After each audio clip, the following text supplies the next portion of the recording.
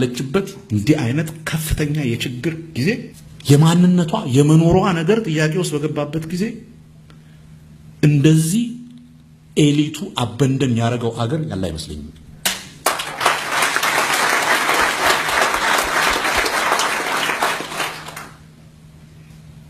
ወይ ተስፋ አልቆረጥን በሀገራችን ወይ አልተውናት። ጧት ማታ እንዴት እንደምንወዳትና እንደምንቃጠልላት ነው እናወራው። ግን ማድረግ ያለብን ነገር ላይ ሲመጣ ምን እንደሆነ እኛ ኢትዮጵያውያን የያዝን ማወቅ አልቻልኩም። በእውነት ነው ማለት ምን እንዲሆን ነው የምንጠብቀው?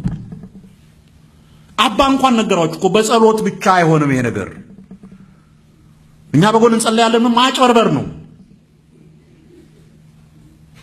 በተግባር ነው፣ በስራ ነው። ይሄ ነገር ሊሆን የሚችለው በስራ ብቻ ነው። ሌላ ምንም መንገድ የለው፣ ምንም መንገድ የለው። ያ ስራ ደግሞ በተወሰነ ደረጃ ጭቃ ውስጥ መግባት ይጠይቃል፣ መውካት አለበት።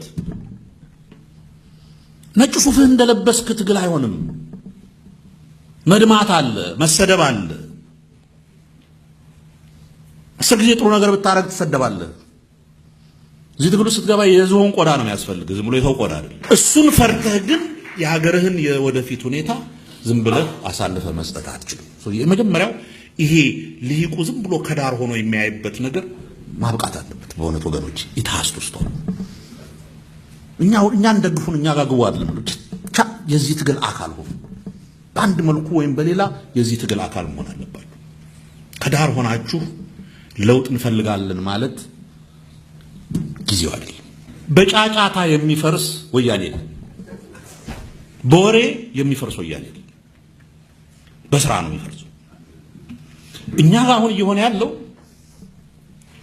በሚሰሩትና በሚጮሁት መካከል የተቃርኖ ግንኙነት ነው ያለው። ኢንቨርስሊ ፕሮፖርሽናል ነው የሚባል ነገር ታውቃላችሁ በሂሳብ። ብዙ የሚጮኸው ምንም አይሰራው፣ ብዙ የሚሰራው እየጮኸ አይደለም። ይሄን ፖለቲካችንን ጨዋሂዎች ሳይሆኑ በተግባር የሚሰሩ ሰዎች እንዲይዙት እናድርግ ነው ምለው። አመሰግናለሁ።